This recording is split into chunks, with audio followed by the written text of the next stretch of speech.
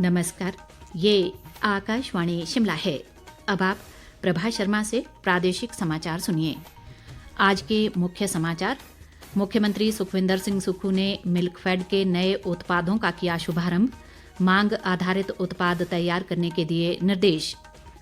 राजस्व विभाग ने करीब 31 वर्षों बाद नया लैंड कोड किया जारी। भूमि संबंधी विषयों के निपटारे में मिलेगी मदद। उप मुख्यमंत्री मुकेश अग्निहोत्री ने कहा, दर्शन सेवा योजना के तहत 100 रूटों पर जल्द शुरू होंगी बस सेवाएं। और प्रदेश भाजपा ने राज्य सरकार द्वारा पंचायती राज विभाग के कर्मचारियों को नौकरी से बर्खास्त करने के निर्णय को बताया दुर्भाग्यपूर्ण। अब समाचार विस्तार से। मुख्यमंत्री सुखविंदर सिंह सुक्खू ने आज शिमला स्थित अपने सरकारी आवास ओक ओवर से मिल्कफेड के नए उत्पादों का शुभारंभ किया। मुख्यमंत्री ने दुग्ध प्रसंघ को बाजार में मांग आधारित उत्पाद तैयार करने के निर्देश देते हुए कहा कि राज्य सरकार गुणवत्तापूर्ण उत्पाद तैयार करने में हर संभव सहायता प्रदान करेगी। सुखविंदर सिंह सुक्खू ने कहा कि कांगड़ा जिला के डगवार में लगभग 226 करोड़ रुपए की लागत से स्टेट ऑफ द आर्ट दुग्ध प्रसंस्करण संयंत्र का निर्माण प्रस्तावित है, जहां दूध के अनेक तरह के उत्पाद तैयार किए जाएंगे। इसके साथ साथ अन्य संयंत्रों में भी आधुनिक तकनीक का इस्तेमाल किया जाएगा। मुख्यमंत्री ने कहा कि कांग्रेस पार्टी ने अपने प्रतिज्ञा पत्र में किसानों से 80 रुपए प्रति किलो गाय का दूध और 100 रुपए प्रति किलो भैंस का दूध खरीदने का वायदा किया है, जिसके लिए मिल्कफेड के प्लांट को आधुनिक बनाया जा रहा है। त्योहारों के मौसम को देखते हुए हिमाचल प्रदेश मिल्कफेड ने गिफ्ट पैक, शादी की भाजी और शुगर फ्री मिठाइयां बाजार में उतारी हैं। इस बीच मुख्यमंत्री ने आज शिमला के मॉल रोड स्थित राज्य सहकारी बैंक के मुख्यालय में बैंक की महत्वाकांक्षी नई योजना सपनों का संचय डिपॉजिट लिंक्ड ऋण योजना का शुभारंभ किया। ये एक बहुआयामी योजना है, जिसके तहत 10 से 18 वर्ष आयु वर्ग के युवा, विशेषकर स्कूली बच्चे, बचत खाता खुलवाकर बैंक से जुड़ सकते हैं। मुख्यमंत्री ने कहा कि प्रदेश के लोगों का सहकारी बैंक पर विश्वास निरंतर बढ़ा है, जिसके फलस्वरूप ग्राहकों की संख्या 16 लाख का आंकड़ा पार कर गई है। इस अवसर पर ग्रामीण विकास व पंचायती राज मंत्री अनिरुद्ध सिंह सहित अन्य गणमान्य व्यक्ति मौजूद रहे। राजस्व विभाग द्वारा लगभग 31 वर्षों बाद नया लैंड कोड जारी किया गया है। पहला लैंड कोड वर्ष 1992 में प्रकाशित हुआ था। मुख्यमंत्री सुखविंदर सिंह सुक्खू ने राजस्व विभाग को नए लैंड कोड के प्रकाशन के लिए बधाई दी है। मुख्यमंत्री ने कहा कि बजट घोषणा के अनुसार राज्य सरकार ने नई भू संहिता को लागू करने का आश्वासन दिया था, जिसमें भूमि संबंधी नियमों, कानूनों और आवश्यक निर्देशों का अद्यतन संकलन होगा। मुख्यमंत्री ने कहा कि लैंड कोड के माध्यम से भूमि विवादों का सामाजिक समन्वय व पारिवारिक जुड़ाव के साथ सर्वसम्मत समाधान निकालने में सुविधा मिलेगी। उन्होंने कहा कि नई भू संहिता न केवल राजस्व अधिकारियों का मार्गदर्शन करेगी, बल्कि आम आदमी को लाभान्वित करने के लिए भूमि संबंधी विषयों के त्वरित निपटारे में भी सहायक होगी। सूचना व प्रसारण मंत्री अनुराग सिंह ठाकुर कल हिमाचल के 1 दिवसीय दौरे पर रहेंगे। इस दौरान वे मंडी और बिलासपुर में युवा उत्सव व मेरी माटी मेरा देश कार्यक्रमों में शिरकत करेंगे। केंद्रीय न्याय विभाग द्वारा ई कोर्ट परियोजना चरण 3 पर राज्यों के कानून मंत्रियों के साथ आज एक बैठक आयोजित की गई, जिसमें राजस्व मंत्री जगत सिंह नेगी ने शिमला से वर्चुअल माध्यम से भाग लिया। बैठक में विभिन्न राज्य सरकारों और उच्च न्यायालयों के प्रतिनिधि भी शामिल हुए।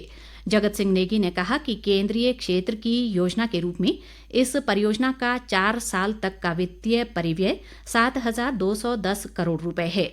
उन्होंने बताया कि चरण 3 का मुख्य उद्देश्य न्यायपालिका के लिए एक एकीकृत प्रौद्योगिकी आधारित मंच उपलब्ध करवाना है, जो अदालतों, वादियों और अन्य हितधारकों के बीच एक सहज व कागज रहित इंटरफेस प्रदान करेगा। कृषि व पशुपालन मंत्री चंद्र कुमार ने कहा है कि प्रदेश सरकार लोगों की समस्याओं के त्वरित निवारण के प्रति गंभीर है और इसके लिए विशेष कदम उठा रही है। वे आज ज्वाली विधानसभा क्षेत्र के तहत कोटला पंचायत में जन समस्याएं सुनने के बाद जनसभा को संबोधित कर रहे थे। चंद्र कुमार ने कहा कि राज्य सरकार ने आपदा प्रभावित परिवारों के पुनर्वास के लिए 4,500 करोड़ रुपए के विशेष राहत पैकेज की घोषणा की है। चंद्र कुमार ने बताया कि ज्वाली विधानसभा क्षेत्र में बरसात से प्रभावित जगहों पर डंगे, रास्ते तथा नालियां बनाने के लिए 7 करोड़ रुपए स्वीकृत हुए हैं। उप मुख्यमंत्री मुकेश अग्निहोत्री ने कहा है कि प्रदेश सरकार धार्मिक पर्यटन को बढ़ावा देने के लिए कृत संकल्प है। वे आज प्रमुख धार्मिक स्थल माता चिंतपूर्णी मंदिर में विधिवत पूजा अर्चना के बाद पत्रकारों से बातचीत कर रहे थे।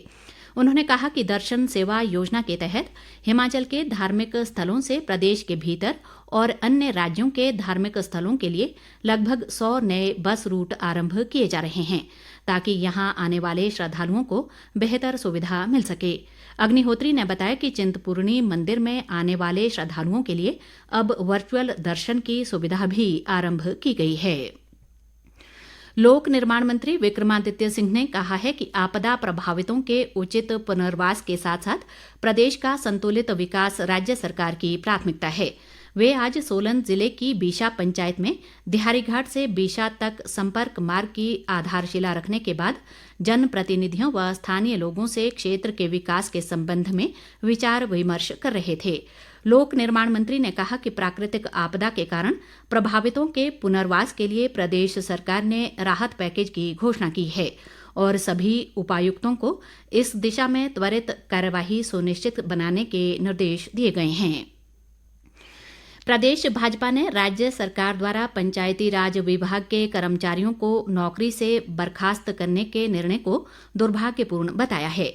शिमला से जारी एक बयान में प्रदेश भाजपा अध्यक्ष राजीव बिंदल ने कहा है कि विधानसभा चुनाव के दौरान कांग्रेस ने इन कर्मचारियों को पंचायती राज विभाग में मर्ज करने की घोषणाएं की थीं। उन्होंने कहा कि सरकार बनने के बाद ये कर्मचारी लगातार सरकार से इस मांग को लेकर जुड़े रहे, लेकिन मुख्यमंत्री सहित अन्य मंत्री केवल आश्वासन देते रहे। बिंदल ने कहा कि कांग्रेस सरकार ने अब 167 जूनियर इंजीनियर्स को नौकरी से बर्खास्त कर दिया है। उन्होंने कहा कि प्रदेश की कांग्रेस सरकार ने चुनाव के समय लोगों से झूठे वायदे किए, लेकिन अब इनका सच सामने आ रहा है। इस बीच वरिष्ठ भाजपा नेता व पूर्व मुख्यमंत्री प्रेम कुमार धूमल ने प्रदेश सरकार को नौकरियां छीनने वाली सरकार करार दिया है।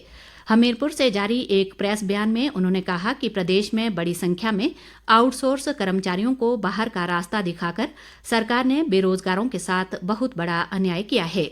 उन्होंने कहा कि विधानसभा चुनाव के समय कांग्रेस नेताओं ने पंचायती राज विभाग के 4,700 कर्मचारियों को विभाग में मर्ज करने की गारंटी दी थी, लेकिन ये मांग पूरी न होने पर कर्मचारी हड़ताल पर हैं और पंचायतों में सचिवों की जगह चौकीदारों को कार्यभार दे दिया गया है। उन्होंने कहा कि इससे ज्यादा दयनीय स्थिति प्रदेश में क्या हो सकती है। प्रदेश भाजपा द्वारा पीएम विश्वकर्मा योजना को लेकर आज शिमला में एक कार्यशाला का आयोजन किया गया। कार्यशाला में उत्तराखंड सरकार के कैबिनेट मंत्री धन सिंह रावत ने कार्यकर्ताओं का मार्गदर्शन किया।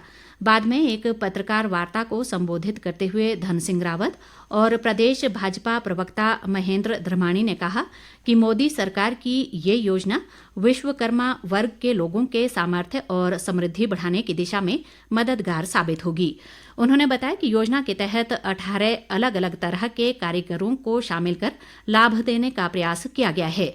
धर्माणी ने बताया कि इस योजना के लिए केंद्र सरकार ने 13,000 करोड़ रुपए का बजट प्रावधान किया है और इससे प्रधानमंत्री के वोकल फॉर लोकल के मंत्र को मजबूती मिलेगी। प्रदेश सरकार द्वारा घोषित विशेष आपदा राहत पैकेज को भाजपा ने केवल आंकड़ों का खेल बताया है।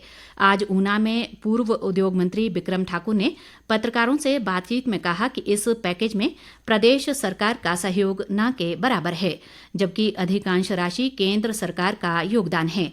उन्होंने आरोप लगाया कि प्रदेश सरकार ने आपदा के समय केंद्र से मिली मदद को भी विशेष राहत पैकेज में शामिल कर लिया और ब्लॉक स्तर पर आपदा प्रभावितों की फेहरिस्त कांग्रेस कार्यकर्ता तैयार कर रहे हैं।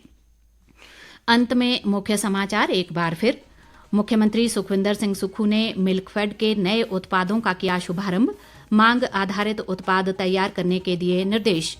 राजस्व विभाग ने करीब 31 वर्षों बाद नया लैंड कोड किया जारी, भूमि संबंधी विषयों के निपटारे में मिलेगी मदद। उप मुख्यमंत्री मुकेश अग्निहोत्री ने कहा, दर्शन सेवा योजना के तहत 100 रूटों पर जल्द शुरू होंगी बस सेवाएं। और प्रदेश भाजपा ने राज्य सरकार द्वारा पंचायती राज विभाग के कर्मचारियों को नौकरी से बर्खास्त करने के निर्णय को बताया दुर्भाग्यपूर्ण। इसी के साथ ये समाचार बुलेटिन समाप्त हुआ। नमस्कार।